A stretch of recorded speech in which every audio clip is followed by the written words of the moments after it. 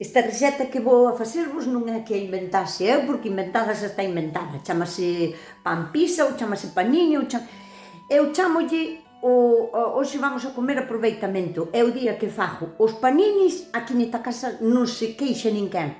E todos temos aínda na nevera sobras de carne asada. Pois vamos traballar. Sempre que queirades usar pan receso para facer isto, porque eu fago con pan receso por aproveitar o pan que quedou na casa, e vou humedecelo un pouco, tanto por fora como por dentro.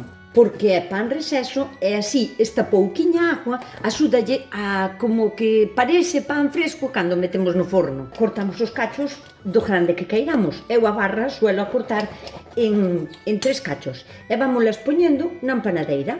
Ahora hai que facer o mejunje, que lle chamo eu, de lle botar por encima, que vale calquera cousa. Eu neste caso o que teño é carne metida ao forno, pero vale de carne cocida, guisada, asada, feita a brasa, a parrillo, calquera tipo de carne. Haina que cortar en cachiños pequeniños. Se é carne ao forno e ten salsa, esta se lle aproveita tamén.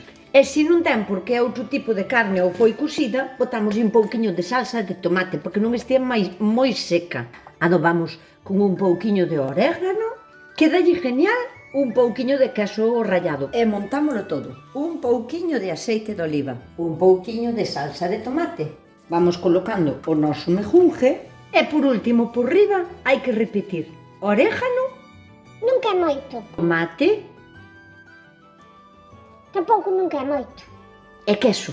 Volvemos a picar queso por encima.